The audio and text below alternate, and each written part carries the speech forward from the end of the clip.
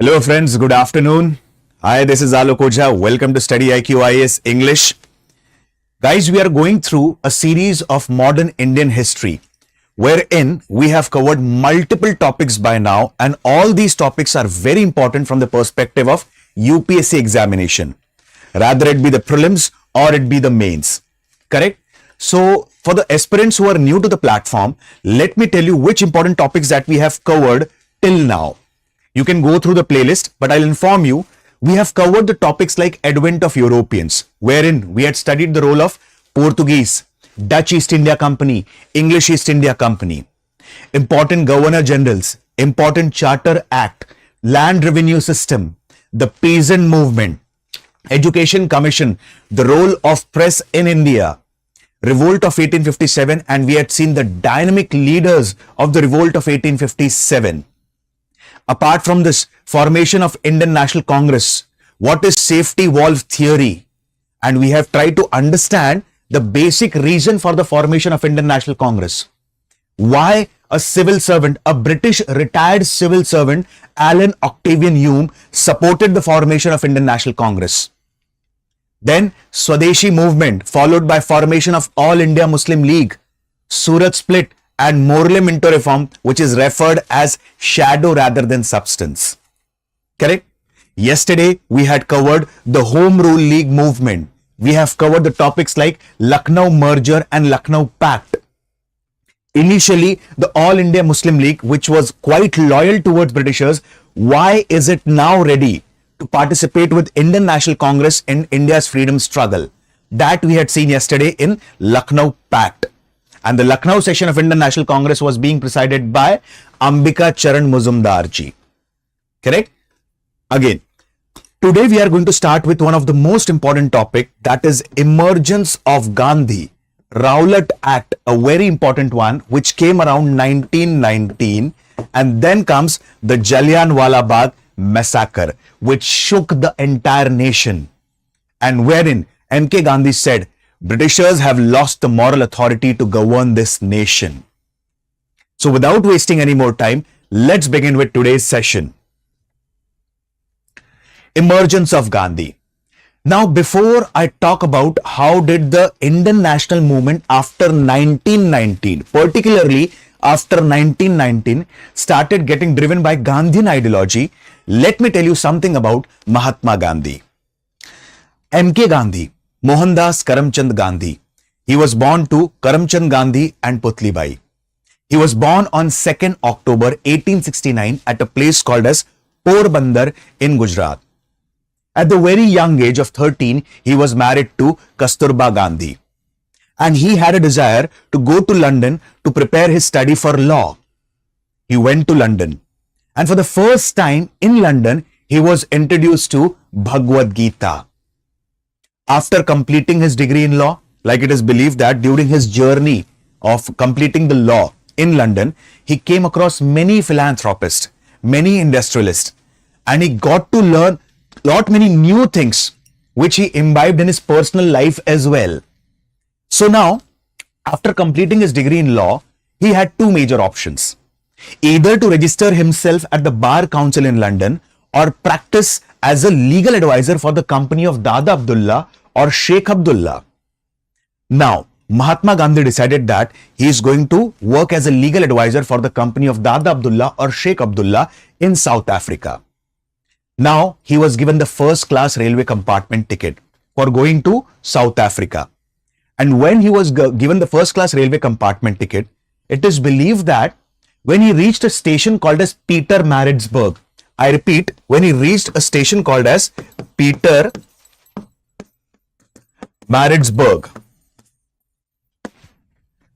it is believed that he was thrown out of the first class railway compartment.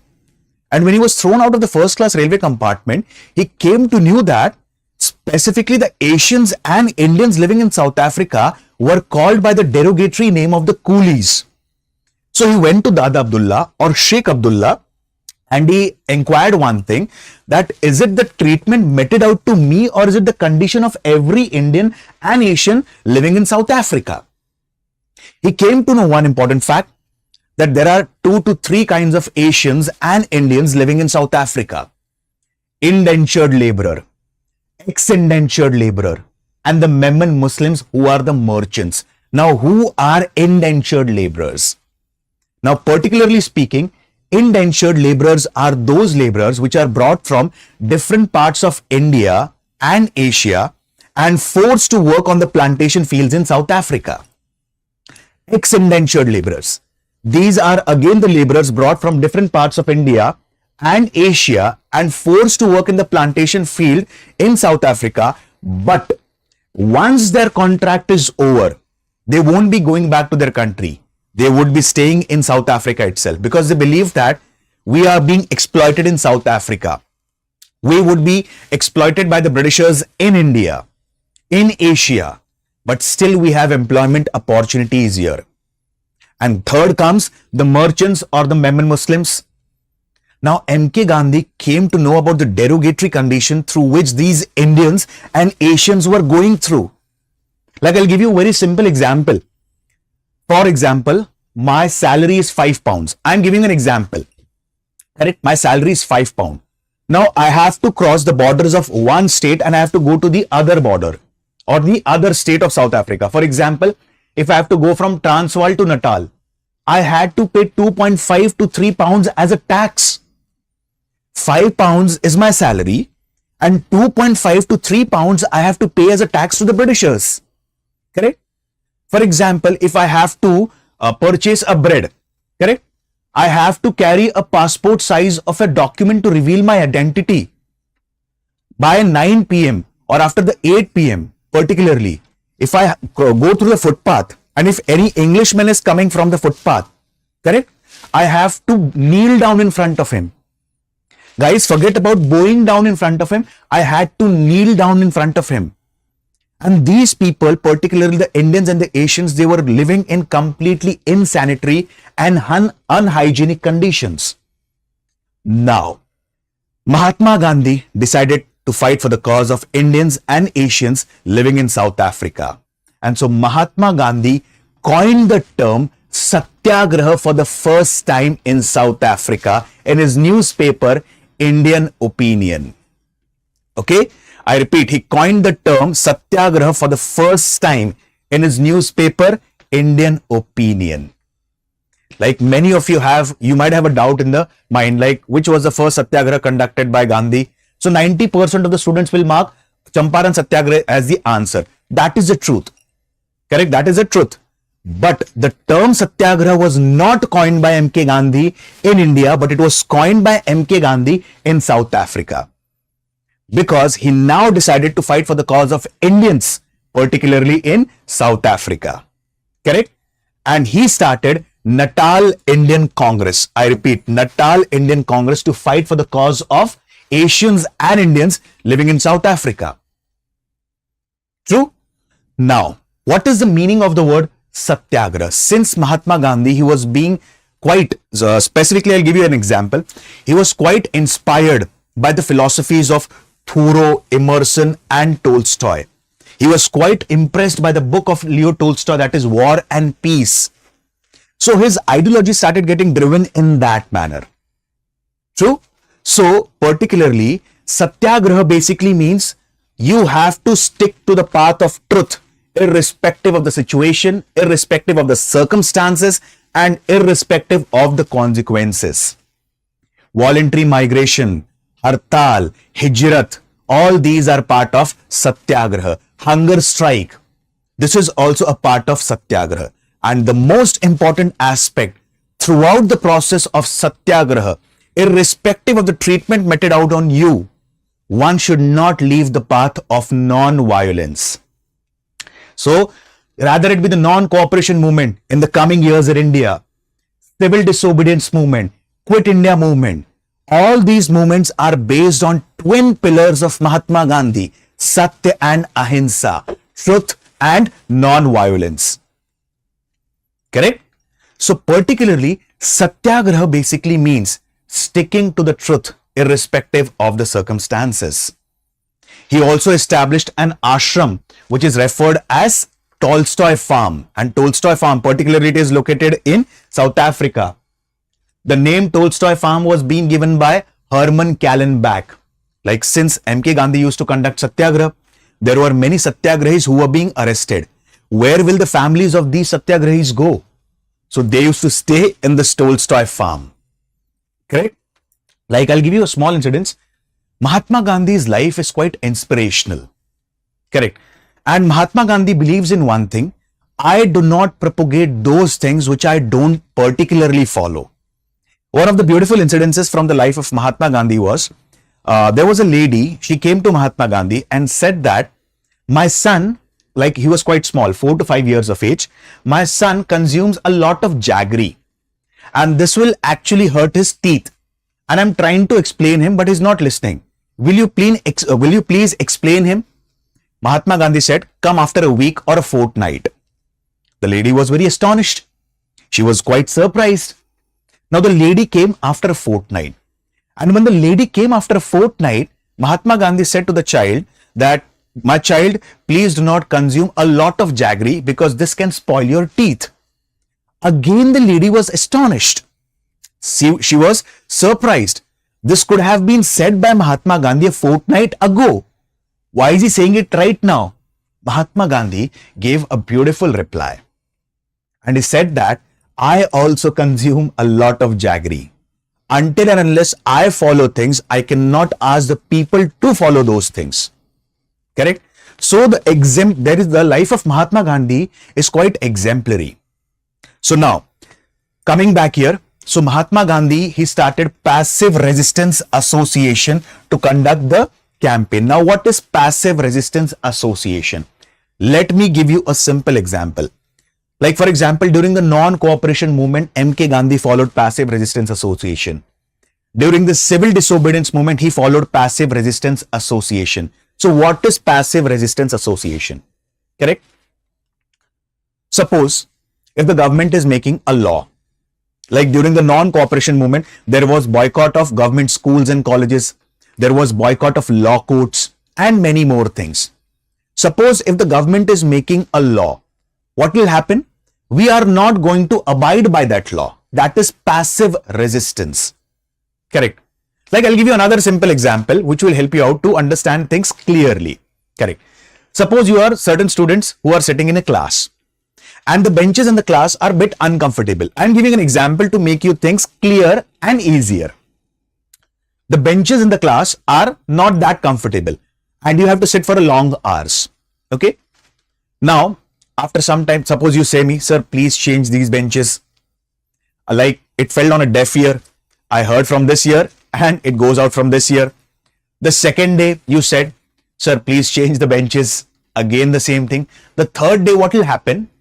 You'll get your own benches from the home. Correct? Passive resistance. You will initially ask to change the law. And when the law is not changed, in that case, what will happen? You will develop a parallel law. Correct? Like for example, if there was boycott of government schools and colleges, there was boycott of law courts, what did the people follow?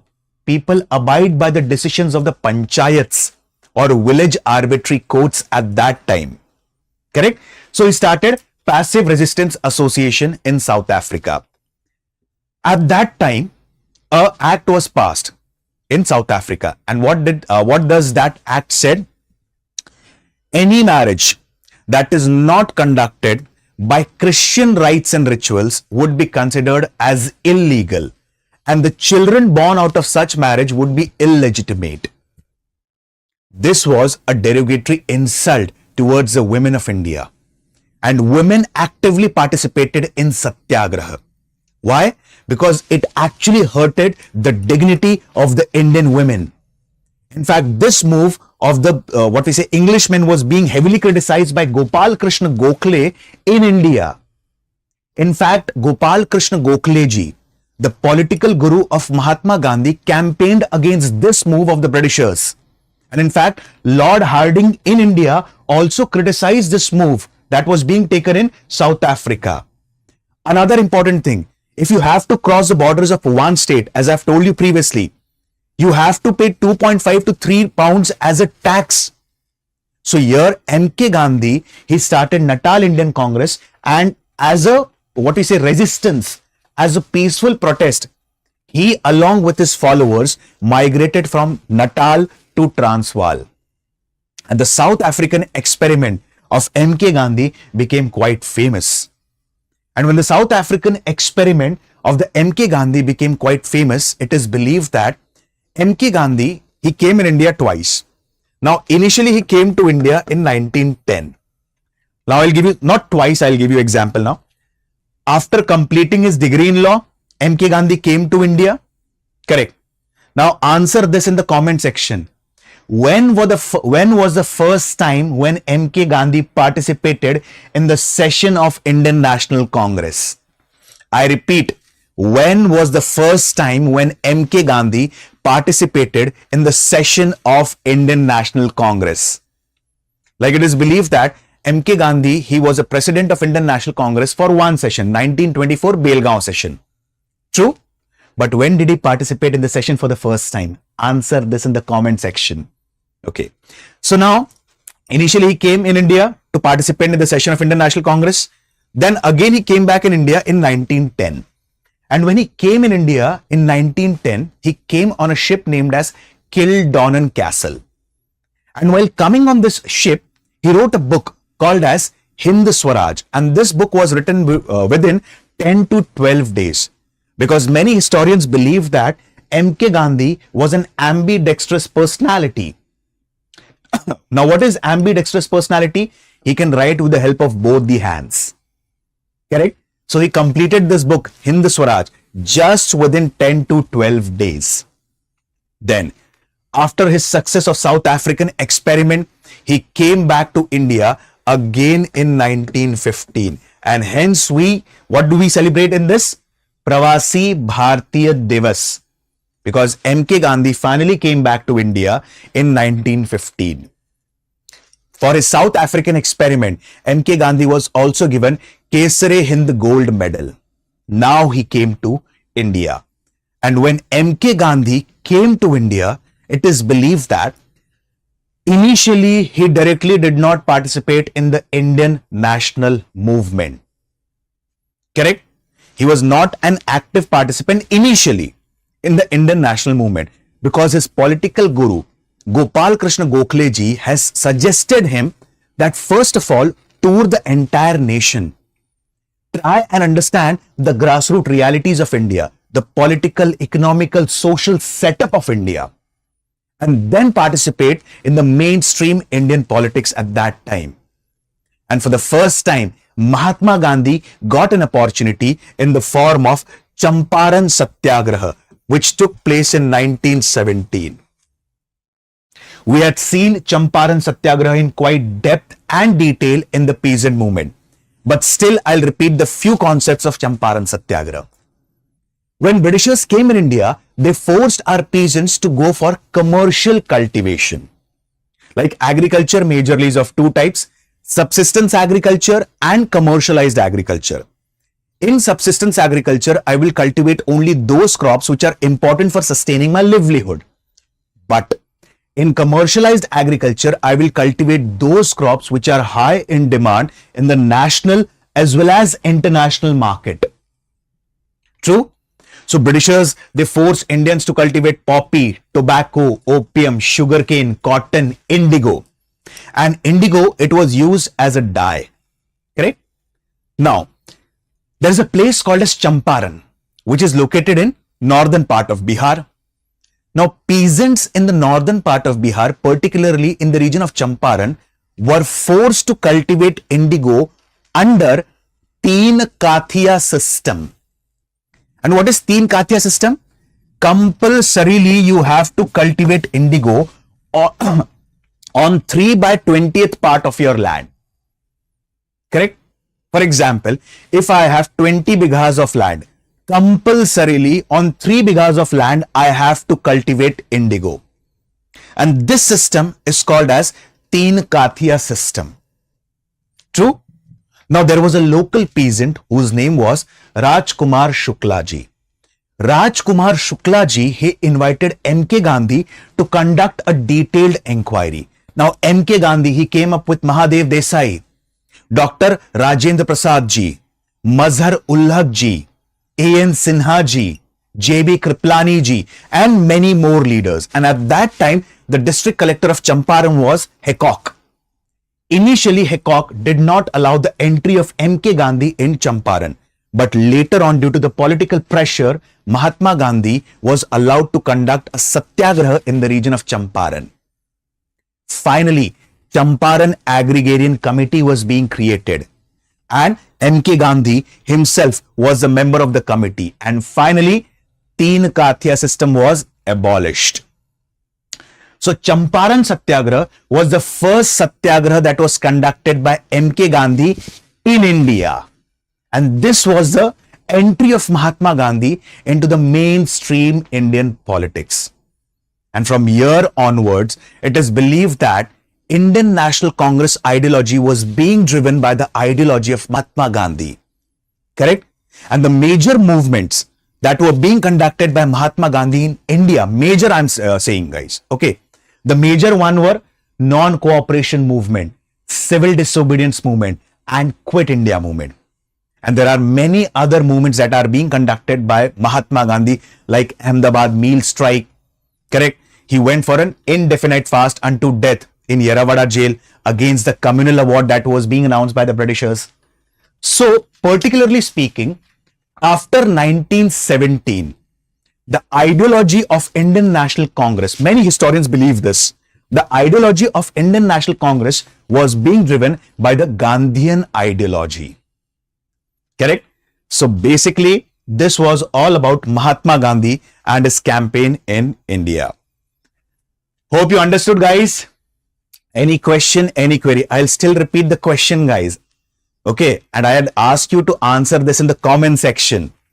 When was the first time that Mahatma Gandhi participated in the session of Indian National Congress? If you remember, okay.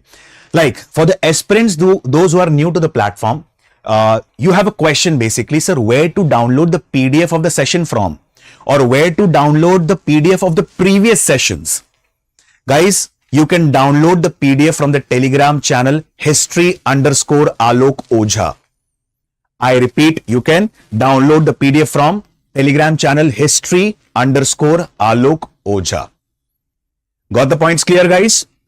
Second important thing that I'll tell you, you can also go through the series of ancient Indian history, because I have covered the series of ancient Indian history in quite depth and a dynamic manner.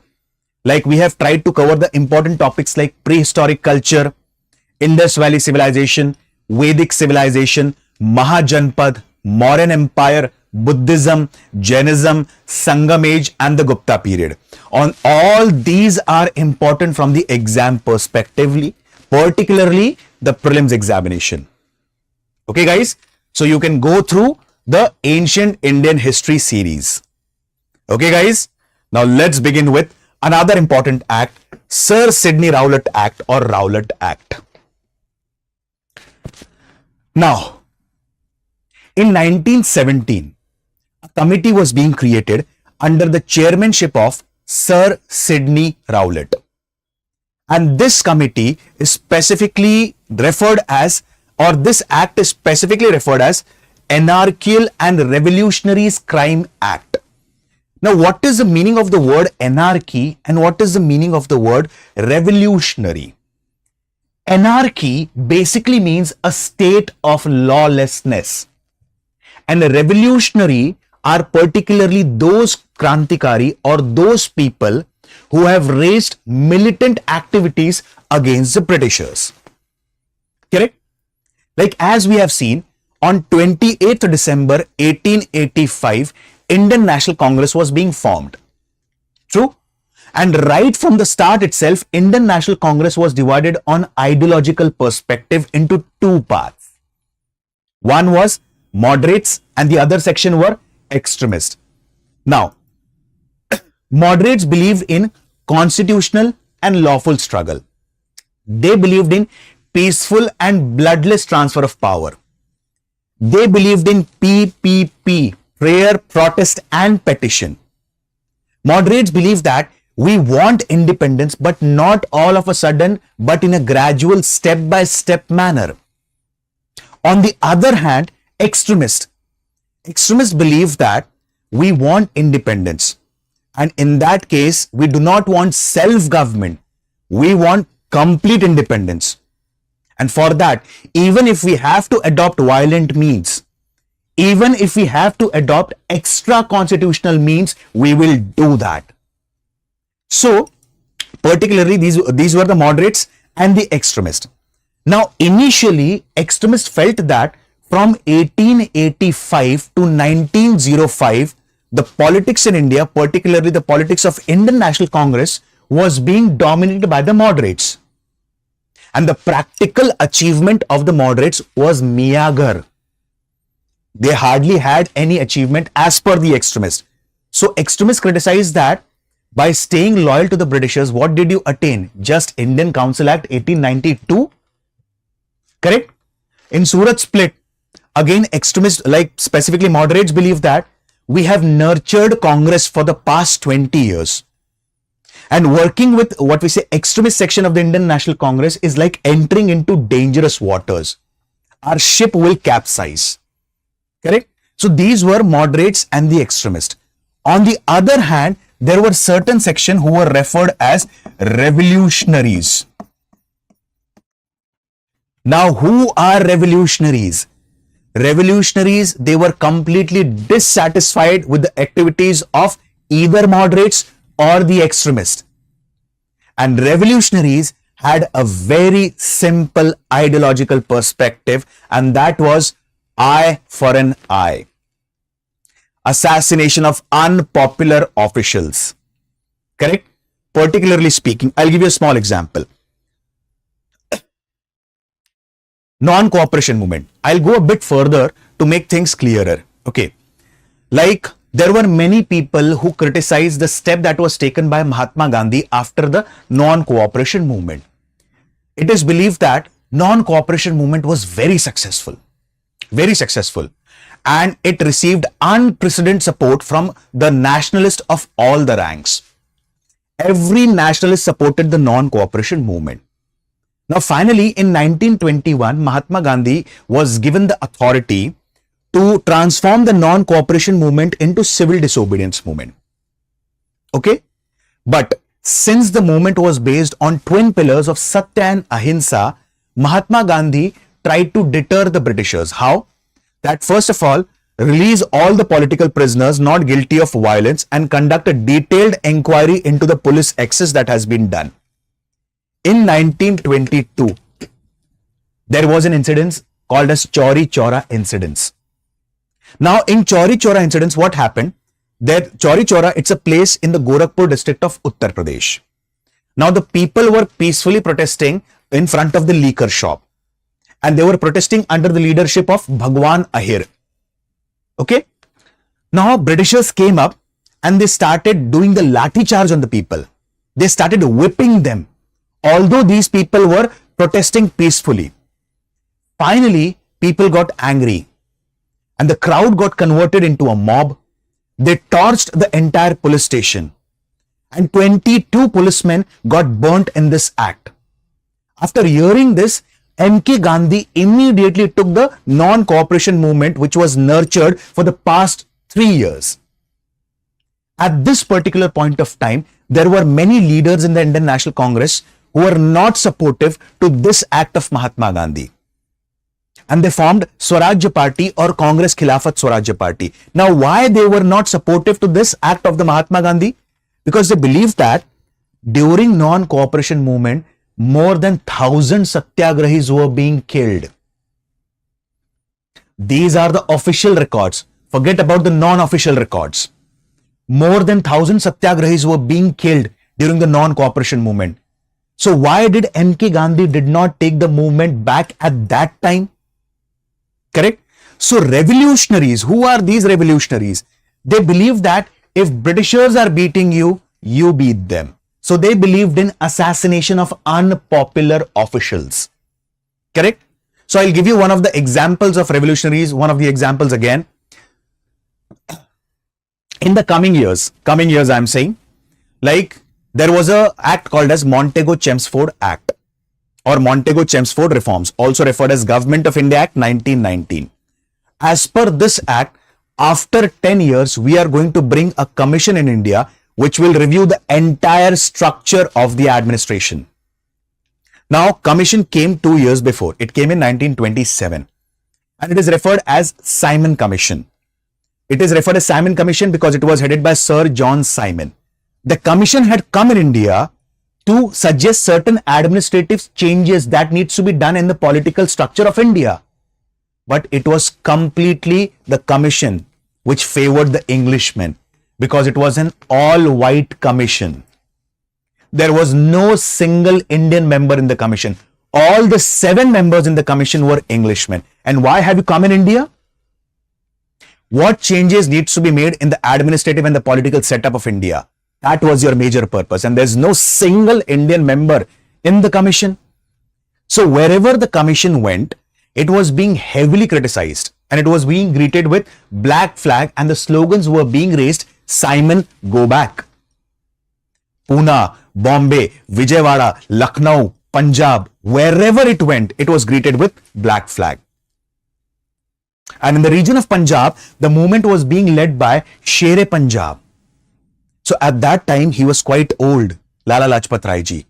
And there was a huge lathi charge done on this old person. And he succumbed to heart injuries. He succumbed to heart attack. A very young boy. He was just standing behind whom? Lala Lajpat Rai ji, named as Bhagat Singh ji. And now Bhagat Singh ji wanted to avenge the death of Lala Lajpat Rai ji. And he wanted to assassinate whom? The Scott, the police commissioner at that time. In the coming years, rather than assassinating the police commissioner, mistakenly he assassinated whom? Saunders.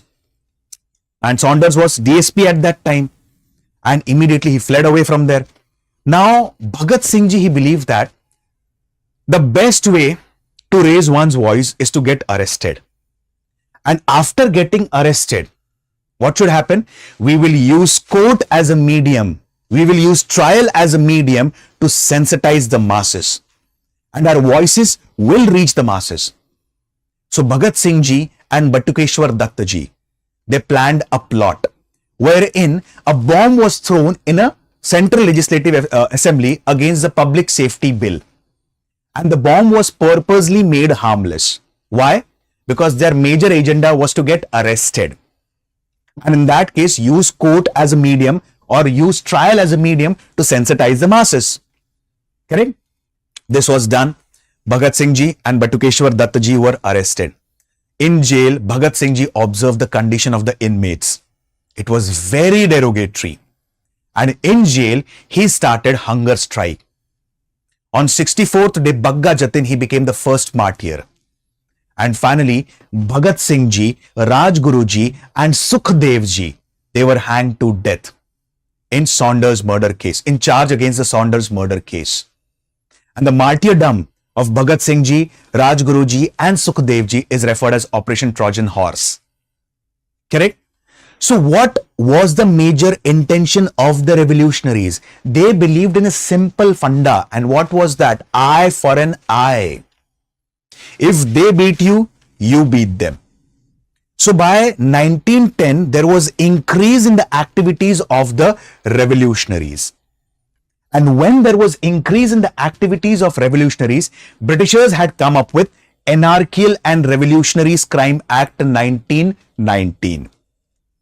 Now, as per this act, just on the basis of suspicion, I'm not saying on the basis of any particular proof, just on the basis of suspicion, anyone could be arrested without a warrant. Correct? So now, specifically, there's a rule, guys. For example, if any particular person is arrested, within 24 hours, he is taken to the district magistrate. Correct? Here, what was the rule? That person would be kept in remand for the next 2 years. And then he would be taken to the district magistrate. And if he is not proven guilty, what will happen? He would be released. But 2 years he has spent in the jail. This completely violates the writ of habeas corpus. Correct? So here, M.K. Gandhi criticized this act as a black act. And against the Rowlatt Act, there were many leaders who resigned Muhammad Ali Jinnah, Pandit Madan Mohan Malviya, Mazhar ul Haq, they resigned against this, what we say, Revolutionaries and Anarchical Crime Act. True? And now, MK Gandhi announced nationwide hartal. And when the nationwide hartal was being announced, the hartal reached the region of Punjab.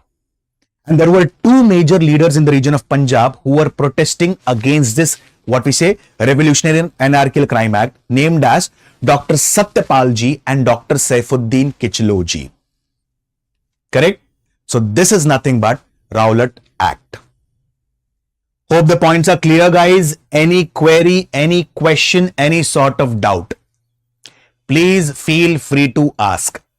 Yes? Yes, guys. I'll repeat the points again about Rowlatt Act in short. Rowlatt Act is also referred as Revolutionaries and Anarchical Crime Act. It was majorly directed against whom? It was majorly directed against the activities of the revolutionaries. Here, just on the basis of suspicion, a person could be arrested without warrant and he would be kept in remand for the next, or he would be detained for the next 2 years without producing him in the front of a district magistrate. This completely violated the writ of habeas corpus. And Mahatma Gandhi announced nationwide hartal against this Black Act, Rowlatt Act. Correct? And the hartal was led by two major leaders. Please remember their names, Dr. Satyapal ji and Dr. Saifuddin Kichlo ji, in the region of Punjab. Correct? And now comes one of the most important episodes in the history, and that is referred as Jallianwala Bagh Massacre. Okay? In the past sessions, guys, I've talked about the Mangadh tragedy, if you remember. Mangadh tragedy, it took place in the region of Rajasthan. And Mangadh tragedy is referred as Jallianwala Bagh of Rajasthan. You can watch the previous video wherein I had explained what is the Mangadh tragedy all about. Correct? And I had asked you one question. Which tragedy is also referred as Jallianwala Bagh of Madhya Pradesh? Another question that I've asked you, Jallianwala Bagh of South India. Correct? So coming back to the Jallianwala Bagh Massacre. Okay? Session won't be much longer. It will take hardly 5 to 10 minutes more. Jallianwala Bagh. Now, Jallianwala Bagh, located in Amritsar, it was being constructed by Pandit Jalla. And he was one of the courtiers in the court of Maharaja Ranjit Singh ji. Now, Jallianwala Bagh, initially, it had a very narrow entry gate and a very narrow exit gate. Hardly 2 to 3 people could enter at a time and exit at a time. At that time, as I've told you previously, just now, that there was a nationwide hartal that was going on. And there were two major leaders from the region of Punjab who were protesting against the Black Act or the Rowlatt Act. Dr. Satyapal ji and Dr. Saifuddin Kichlo. And both of them were being arrested. When both of them were being arrested, it is believed that at that time in Punjab, martial law was being imposed. Correct? Simple words, military took over the region of Punjab. And since martial law was being imposed in the region of Punjab, it is believed that automatically section 144 came into force. As per this, more than 4 people cannot gather at a particular place. In this situation, there was a gathering of 10 to 15,000 people in Jallianwala Bagh. Now, this innocent crowd, they had gathered majorly for 2 purposes. And what was that? Peaceful protest against the arrest of their leaders, Dr. Satyapal ji and Dr. Saifuddin Kichlo ji. And the second major reason, to celebrate the famous Baisakhi festival. Without any inquiry, without any negotiations, Michael O'Dyer, what did he do? He encircled the entire Jallianwala Bagh. And when he encircled the entire Jallianwala Bagh, it is believed that, particularly, he asked the soldiers to fire on the people. Approximately, like it is a figure that is officially here, 2,000, but approximately 15 to 20,000 people were caught under the hails of bullet for the next 15 to 20 minutes. such an inhuman act done by the Britishers. Correct? 15 to 20,000 people caught under the hails of bullet for the next 15 to 20 minutes, and the firing was only stopped when the ammunition got over. Correct? And this episode in the history of modern India is referred as Jallianwala Bagh Massacre. As per British official records, approximately around 370 people lost their life. But can you imagine one important fact, guys? 15 to 20,000 people, they are caught under the bullets for 15 to 20 minutes. Correct? Just only 370 people died in such an inhuman act done by the Britishers. Many people, it is also believed that in Jallianwala Bagh, there was a well. And people actually, to save their lives, they started jumping into the well.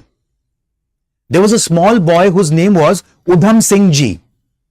His entire family was being killed in front of his own eyes by the Britishers in such an inhuman act. Correct? As soon as M.K. Gandhi came to know about this, he said that this is a mistake of Himalayan magnitude, or I have done a Himalayan blunder. Why? Like specifically, if I couldn't have announced the, what we say, nationwide hartal, there couldn't have been an act like Jallianwala Bagh Massacre. He returned back his Kesare Hind gold medal. Rabindranath Tagore ji, he renounced the knighthood. And what did Britishers do? Britishers, what we say, they created a committee referred as Disorders Inquiry Committee or Hunter Committee. Correct? In this Disorder Inquiry Committee, there were 3 Indian members and there were 4 Englishmen. And H.G. Stokes, he was a secretary to the committee. I repeat, Disorder Inquiry Committee, also referred as Hunter Committee, there were totally 7 members, out of which the 4 were Englishmen and 3 were Indians. H.G. Stokes was a secretary to the committee. What happened at that point of time? This person, the Dyer, correct, he was being called, where? He was being called to the British Parliament and he was given sword of honor. Such an inhuman act done by them. Correct? Apart from this, like these are the members that were being participant here, like Justice G.C. Rankine, who was one of the member, then William Wilson Hunter, W.F. Rice, and Major General Sir George Barrow. And Indian members included Sri Chimannal Setalwat, Pandit Jagat Narayan, and Sardar Sultan Ahmad Khan. As I have told you, H.G. Stokes, he was a secretary to the committee. Okay. Another important thing that we need to understand what happened here. Another inhuman act done by Britishers was, particularly by Dyer, he imposed an order called as crawling order. Now, what is crawling order? Let's understand. This crawling order finds mention in few books of history. And this crawling order was also being given by Dyer. What is that? Since people in the region of Punjab were very angry. Now, there was a lady whose name was Markela Sherwood. Now, the Markela Sherwood house was actually located in the Chowk. Specifically, it was located in the main part of the town. And Markela Sherwood, initially she was like, people were angry. So she was being assaulted. What is the responsibility of the government here? The government should immediately catch those assaulters and give them the heavy punishment as they can impose upon them. Correct? Here, what did the Dyer order? What did Dyer pass the order? He passed an order which is referred as crawling order.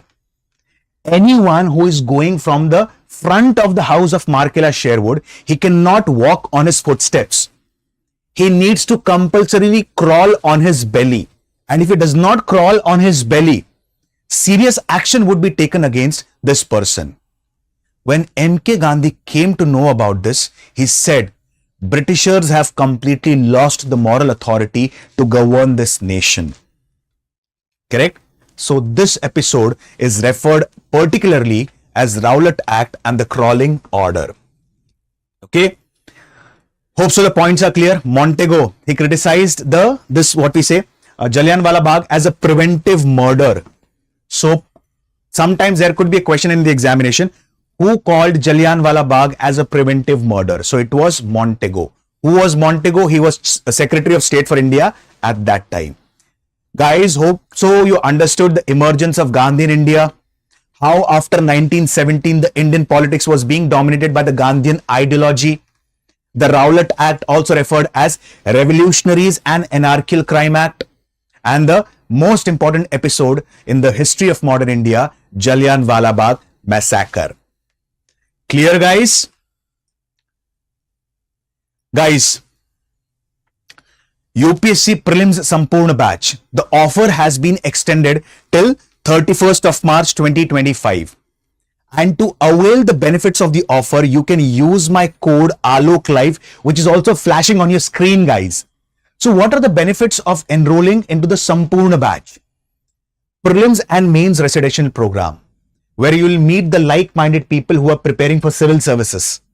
Apart from this, 11,000 rewards to the top monthly performers. Full refund of the fees once you qualify the prelims examination. An interview guidance program. All these are the best features as a part of Sampurna Batch. And to avail these features, to avail these benefits, you can enroll in the Sampurna Batch by using the code that is ALOK Live. And the batches start at a very minimal price of 9,999. Correct, guys? So, students or the aspirants who are new to the platform, again, I'll tell you one important fact. You can download the PDF from my Telegram channel, history_Alok Oja. Hope you understood today's session. Hope it was interesting, guys. Correct?